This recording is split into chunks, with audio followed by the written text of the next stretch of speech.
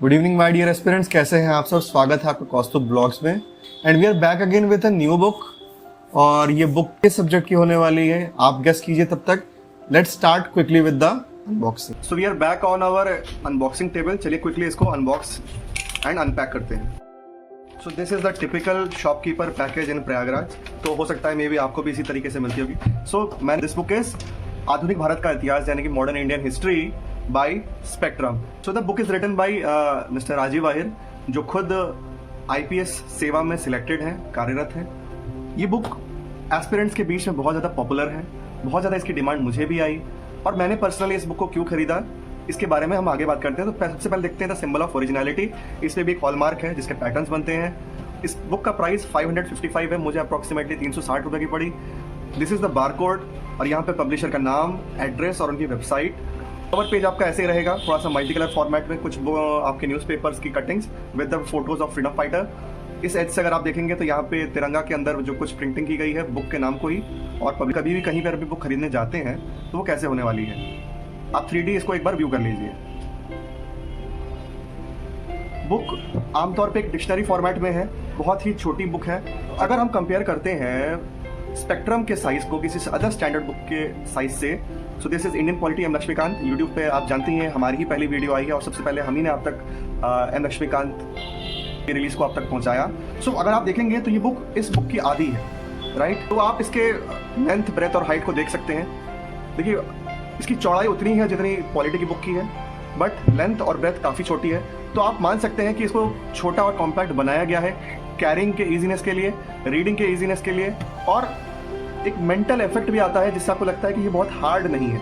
जितनी बुक लंबी चौड़ी बनाई जाएगी उससे एक साइकोलॉजिकल इफेक्ट आता है कि बुक मे बी हार्ड, इसको खत्म करने में समय लगेगा। अगर बुक का हम फॉर्म फैक्टर छोटा कर देते हैं, it becomes quite easy to read and retain.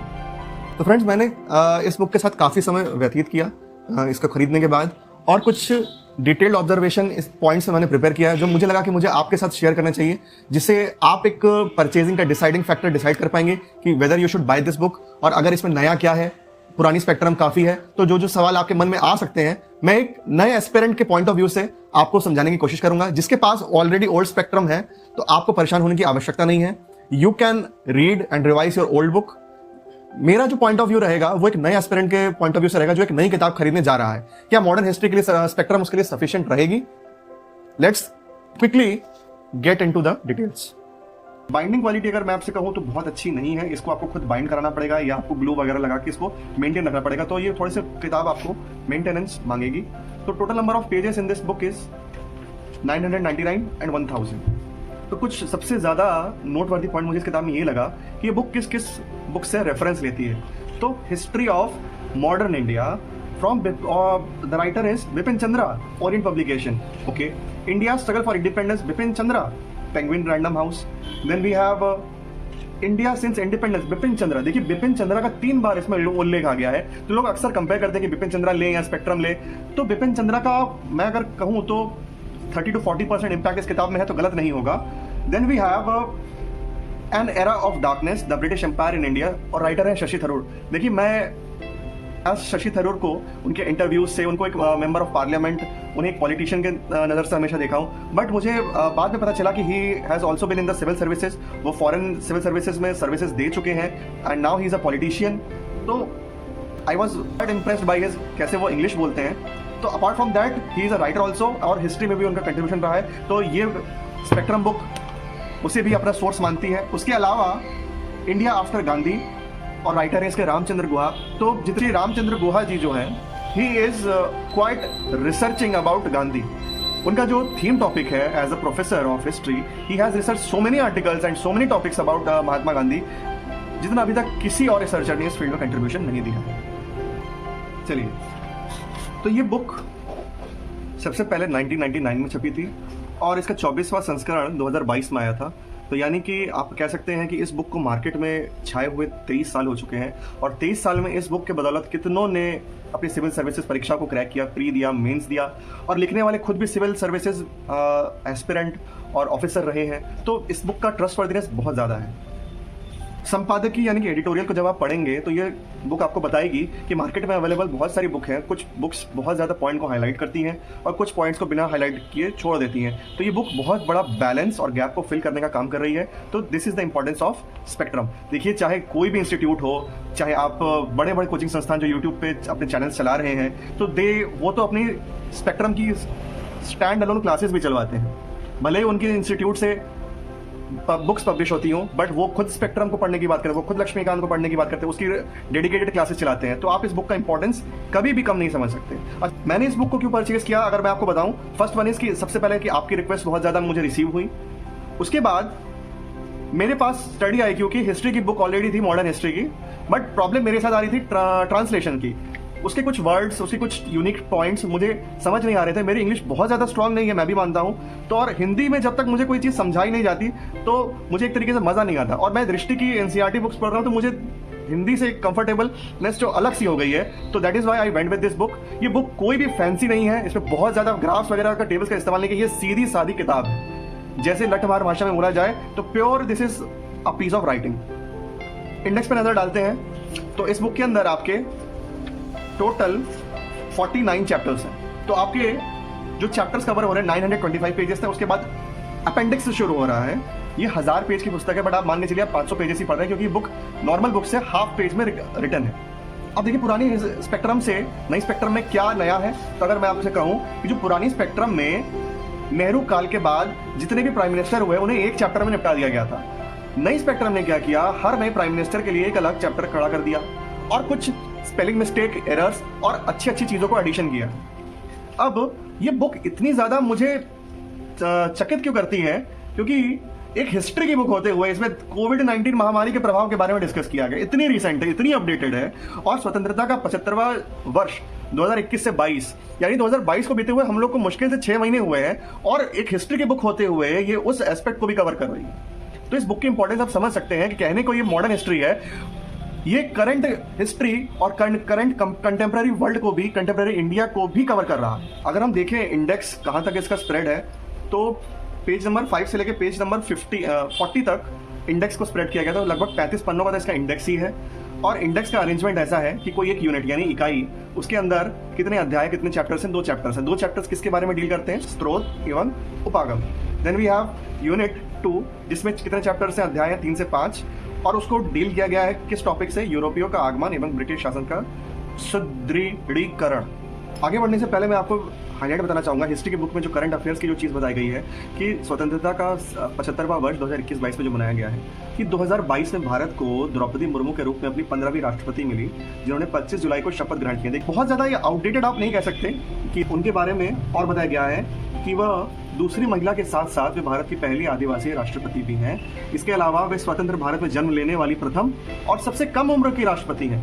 तो कितने सारे आपके करंट के फैक्ट्स एक हिस्ट्री के बुक में कवर हो रहे हैं। तो ये ताज्जुब की बात है मेरे लिए, क्योंकि मैं इस तरीके की बुक से पहले कभी मेरा परिचय नहीं हुआ है। जो ओल्ड एस्पिरेंट्स है तो वो तो इसका लोहा मानते ही हैं। अब उससे पहले मैं अगर आपको कहूँ, देश में कोविड-19 महामारी का प्रभाव, ये भी आपका करंट का विषय है। लास्ट 4-5 साल में जो चीज़ होती है वो करंट का विषय होती है।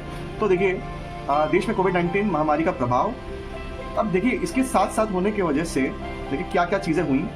जैसे ही टीकों में संबंधित तकनीकी जानकारी, नो हाउ, किसी कार्य को दक्षतापूर्वक करने का संचित ज्ञान उपलब्ध हुई, सरकार ने टीकों के उत्पादन को मंजूरी देने में जरा भी देरी नहीं की। उसके बाद मई 2020 में प्रधानमंत्री नरेंद्र मोदी ने कोरोना महामारी के प्रसार के बाद वैश्विक आपूर्ति श्रृंखला में कठिन प्रतिस्पर्धा के मद्देनजर देश को आत्मनिर्भर बनाने और महामारी से सबसे ज्यादा प्रभावित होने वाले गरीबों, प्रवासी श्रमिकों और अन्य लोगों की मदद के लिए आत्मनिर्भर भारत अभियान के तहत ठोस प्रयास करने का आह्वान किया। So this was the main highlight. एक चीज अगर आप और पढ़ना चाहेंगे, एक देश एक ration card, one nation one ration card, कितनी सारी नई चीजें इसके अंदर पढ़ने को मिल रही है। इंटरस्टेट पोर्टेबिलिटी का concept, this book is truly up to date. देखिए, चैप्टर 1 आधुनिक भारत इतिहास के यानी सोर्सेज ऑफ मॉडर्न हिस्ट्री के बारे में बताया गया है कि पूरा लेखीय सामग्री, उसके बाद केंद्र सरकार के पूरा लेख, राज्य सरकार के पूरा लेख, कि कहाँ से मॉडर्न हिस्ट्री के सोर्सेज हैं, कहाँ से जो हिस्टोरियंस हैं वो डेटा कलेक्ट करते हैं, प्रकाशित अभिलेख, निजी पूरा लेख, अन्य यूरोपीय शक्तियों के पूरा लेख। और सबसे बड़ी चीज़ अगर मैं आपको बताऊं कि सोर्सेज ऑफ हिस्ट्री को इस बुक ने कोट भी किया है जगह जगह पे, डेफिनेशंस को, उनके मौखिक वक्तव्य को इस बुक के अंदर जगह जगह पे दर्शाया गया है। मैं आपको दिखाता हूँ। पेज नंबर 220 पे अगर हम आते हैं तो एमजी रनाडे, उनका कहना था जो एक बार मृत एवं दफन हो गया वह सभी के लिए सदैव के लिए मृत एवं दफन हो गया, इसलिए हमें उसे पुनर्जीवित करने के बजाय वर्तमान परिस्थितियों के अनुरूप परिवर्तित करने का प्रयत्न करना चाहिए। देखिए, मॉर्ले मिंटो सुधार जो आए थे 1909 में, तो 1909 में जब ये सुधार आने के बाद कुछ लोगों ने टिप्पणियां की, तो लॉर्ड मॉर्ले ने खुद क्या टिप्पणी की, संभवतः ये सुधार ब्रिटिश राज्य को सुरक्षित नहीं रख सकेंगे, किंतु यदि ये सुधार भी सुरक्षा प्रदान करने में सक्षम न हुए तो ब्रिटिश राज्य को कोई भी सुरक्षा नहीं प्रदान कर सकता। फिर लॉर्ड मॉर्ले ने एक और कथन बताया। उसके बाद हम है मॉन्टफोर्ड रिपोर्ट में कहा गया कि 1909 के सुधारों से भारतीय राजनीतिक प्रश्नों का ना कोई हल हो सकता था और ना ही इससे वह हो सका। सिडनी जे ओवन वेलेस्ली ने भारत के ब्रिटिश साम्राज्य में परिवर्तित कर दिया। भारत में राजनीतिक शक्तियों में से एक कंपनी भारत में सर्वोच्च शक्ति बन गई और पूरे देश को इसके संरक्षित राज्य माना गया। वेलेस्ली के समय से आगे भारत की रक्षा कंपनी की जिम्मेदारी थी। ये सिडनी जे ओवन का कथन है। तो जितने भी सोर्सेज ऑफ हिस्ट्री है, जितने कथन है, वक्तव्य है, इस बुक के अंदर शामिल किए गए हैं। आप उसको मेंस आंसर राइटिंग में एज इट इज कोट करके अच्छे नंबर प्राप्त कर सकते हैं।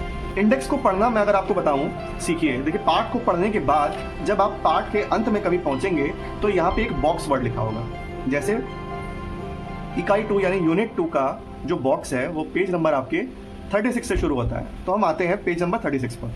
अब देखिए, जैसे पेज नंबर 36 पे आए तो ब्लैक बॉक्स का एक जिक्र था इंडेक्स के अंदर। देखिए, इसके अंदर एक टेबल बना दी गई है जिसकी हेडिंग है पुर्तगालियों का उत्थान एवं पतन, कैसे rise and fall of Portuguese.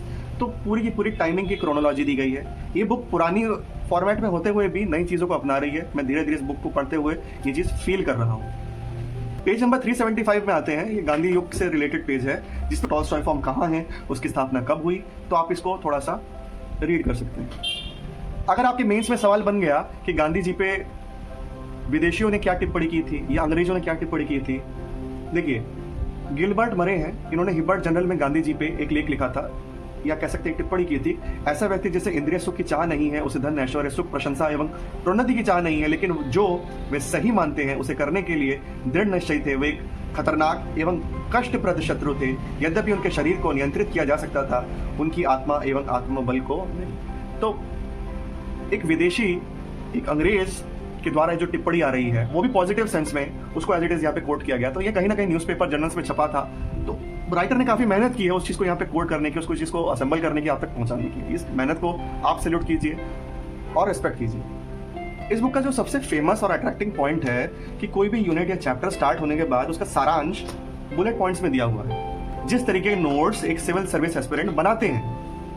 मेरी आपसे एक रिक्वेस्ट रहेगी, जब भी आप गांधी युग पढ़ें तो गांधी जी ने ऑल ओवर इंडिया में ट्रैवल कर करके एक बहुत बड़ी फॉलोइंग बनाई थी। फॉलोअर्स का एक बहुत बड़ा काफिला अपने पीछे उन्होंने बनाया था। तो आपको वो ज्योग्राफिकल लोकेशंस याद होने के लिए मैं आपको एक सलाह दूंगा कि गांधी जी की भारत वापसी के बाद उन्होंने क्या क्या काम किया।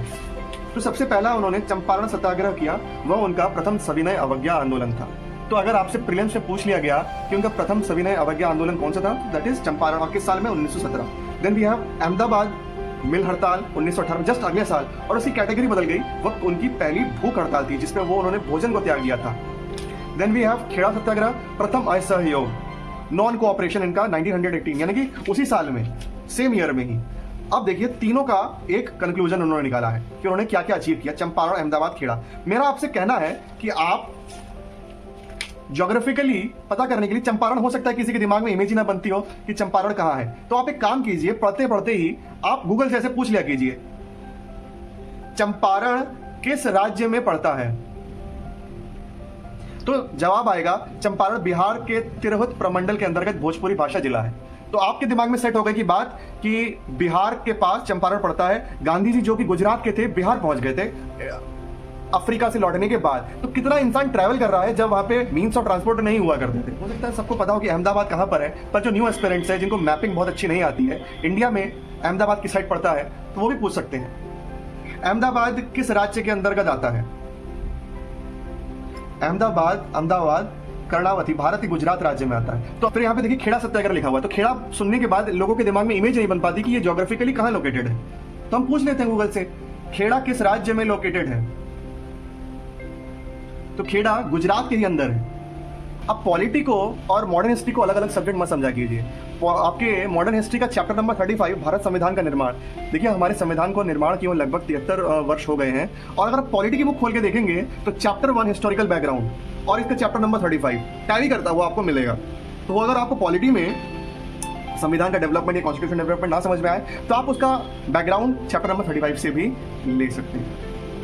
ये किताब मॉडर्न हिस्ट्री के साथ साथ पॉलिटी को कवर करती है, उसके साथ साथ इकोनॉमिक्स का बहुत बड़ा पोर्शन जिसके अंदर आपके 5 ईयर प्लान्स यानी कि प्लानिंग कमीशन, ये जो फैक्टर्स आते हैं वो भी शामिल है। और देखिए, हम जब इकोनॉमिक्स में पढ़ते हैं उसको सिलसिलेवार तरीके से पढ़ते हैं। इस किताब के अंदर प्राइम मिनिस्टर वाइज क्रोनोलॉजिकली किस प्रधानमंत्री के काल में कौन सा पंचवर्षीय योजना थी, तो आप इकोनॉमिक्स के अंदर ढूंढते हैं, इसके अंदर वो परेशानी आपको नहीं मिलेगी। तो देखिए, इंडिया आफ्टर इंडिपेंडेंस का अच्छा खासा सेक्शन इस बुक में कवर्ड है। भारत के संविधान निर्माण के बाद से प्रथम आम चुनाव, उसके बाद नेहरू, उसके बाद लाल बहादुर शास्त्री, उनके काल में क्या क्या हुआ, इवन भारत के पड़ोसी देशों से संबंध, आप सोच सकते हैं इंटरनेशनल रिलेशन तक इस बुक के अंदर कवर हो रहा है।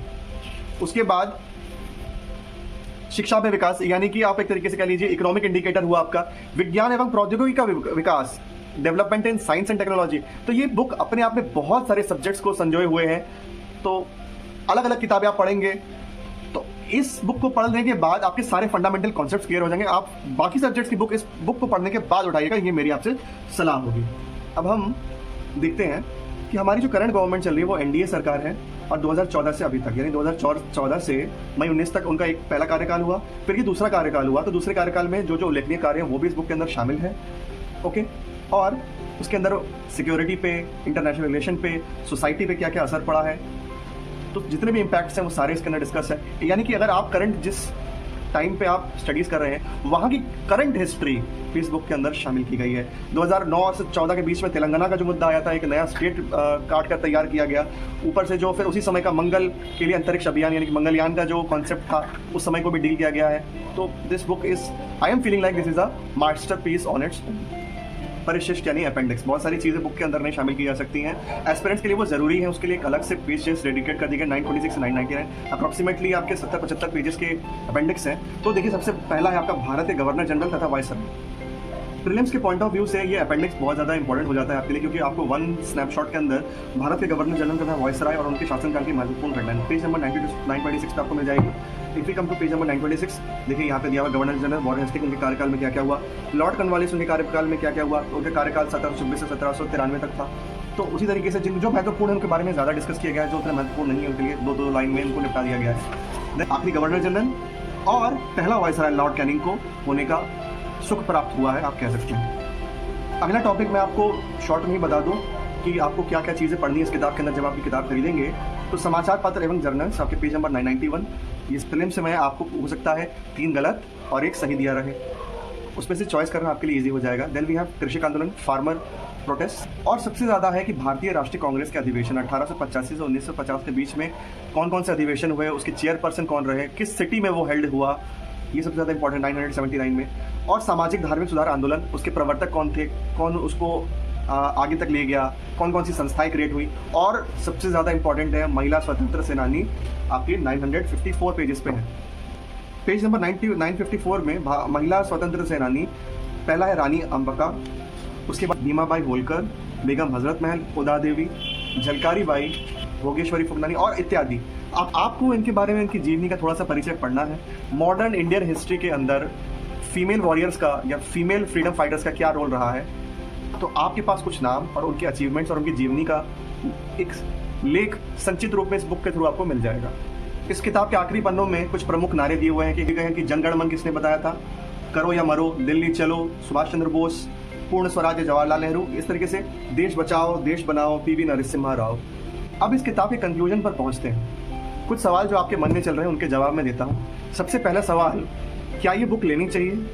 अगर आपने अभी तक कोई भी बुक नहीं ली है मॉडर्न इंडियन हिस्ट्री की तो बिल्कुल आप ले सकते हैं। हिंदी एंड इंग्लिश मीडियम दोनों में अवेलेबल है। प्राइस आपको 300 से 350 के बीच में मिल जाएगी। बहुत ज़्यादा महंगी नहीं है, पॉकेट फ्रेंडली है और आपको पढ़ने में मज़ा आएगा।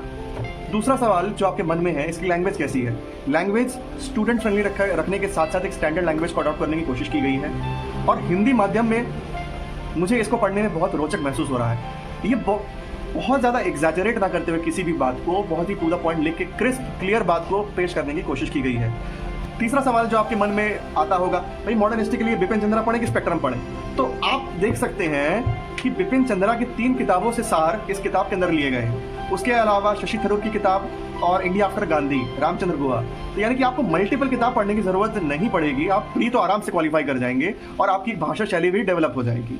मेंस लिखने के लिए सीनियर्स और जितने भी एस्पिरेंट्स हैं वो कहते हैं कि आपको बिपिन चंद्रा स्पेशली पढ़नी पड़ेगी, क्योंकि वो उसमें चीजें बहुत ही डिटेल में दी गई हैं। This will help you to qualify prelims, और इंसान मेंस भी इससे क्वालिफाई कर चुका है, बट सिंस आपके सिविल सर्विसेज का लेवल बढ़ रहा है, इतिहास पे आपकी कमांड और बेहतर होने के लिए जब आप मेंस में पहुंचे तो आप बिपिन चंद्रा को उठाएं। और तब तक आप इस एक आसान और स्टूडेंट फ्रेंडली पुस्तक से शुरुआत करें, जिससे आपका बिपिन चंद्रा पढ़ने के लिए बेस बन जाएगा। अगला सवाल आपके मन में आता है कि स्पेक्ट्रम के अलावा और कौन कौन सी किताब है। देखिए, किताब मार्केट में भरी पड़ी है, आपको एक किताब के साथ स्टिक करना चाहिए। मेरे पास भी एक किताब है स्टडी IQ की, बट ट्रांसलेशन प्रॉब्लम की वजह से मुझे हिंदी मीडियम में लेना पड़ा, मुझे मजा आ रहा है पढ़ने में। अगला सवाल, ये किताब कितनी अपडेटेड है? तो भाई 2022 तक की घटनाओं का इसमें उल्लेख है। लेटेस्ट प्रेसिडेंट जो हमारी इलेक्ट हुई है द्रौपदी मुर्मू जी, उनका भी उल्लेख इसके अंदर है। कोरोना वायरस महामारी के बारे में उल्लेख है। इवन इंटरनेशनल रिलेशन जो इस बीच डेवलप्स हुए हैं उनके बारे में भी उल्लेख है। और one nation one ration card के बारे में उल्लेख है। तो this book is quite up to date. अगला सवाल आपके दिमाग में आता है, पुरानी स्पेक्ट्रम तो हम पढ़ रहे थे और उसको हम हाइलाइटर चला के रंग चुके हैं, क्या आप मुझे फिर से नई स्पेक्ट्रम खरीदने की जरूरत है? तो देखिए, ऐसा नहीं है। अगर आप करंट अफेयर्स में काफी समय से रुचि रखते हैं, पिछले 5 साल के करंट अफेयर्स आपके प्रिपेयर हैं, तो आपको ये बुक खरीदने की कोई जरूरत नहीं है, नई एडिशन लेने की जरूरत नहीं है। पुरानी बुक को पढ़िए, उसी को आप रटते रहिए। हाँ, आप नए एस्पिरेंट हैं तो बिल्कुल आप इस नए बुक को लीजिए। जो हमारी करंट गवर्नमेंट की जो उपलब्धियां हैं वो इस किताब के अंदर उल्लेखनीय है। अगर आप करंट अफेयर्स से हमेशा ताल से ताल मिला के चलते आ रहे हैं और आप काफ़ी सालों से आप प्रिपरेशन कर रहे हैं, तो you stick to your old book. और जितनी भी नई उपलब्धियां हुई हैं तो आप काम करके उनको इंडिविजुअली सर्च करके पढ़ लीजिए, राइट। सबसे बड़ा हाईलाइट इस किताब का है इंडिया आफ्टर इंडिपेंडेंस का सेक्शन। आज़ादी के बाद का भारत, उसके प्रधानमंत्री, उनकी उपलब्धियां, उनके कार्यकाल में होने वाली प्रमुख घटनाएं, उनका अंतर्राष्ट्रीय संबंध कैसे उन्होंने डेवलप किया और मेंटेन किया, कौन कौन से युद्ध इस बीच में हुए उनके कार्यकाल में, तो सबका उल्लेखनीय, कौन कौन सी महामारी हुई और उनके सरकार में कौन कौन से प्रेसिडेंट का चुनाव हुआ। तो सारी चीज़ें वन स्टॉप सोल्यूशन है आपके लिए। तो ये किताब मैं टोटली रिकमेंड करता हूँ आपको। हमारे टेलीग्राम ग्रुप से आप ज़रूर जुड़िएगा, उसमें आपके लिए फ्री PDFs अवेलेबल हैं। और इस वीडियो को लाइक, शेयर एंड सब्सक्राइब कीजिए। इसमें मैंने काफ़ी गहरी रिसर्च करके आपके सामने लाने की कोशिश की है। हम जल्दी ही हाजिर होंगे एक और नई वीडियो के साथ। Till then keep studying. जय हिंद, वंदे मातरम।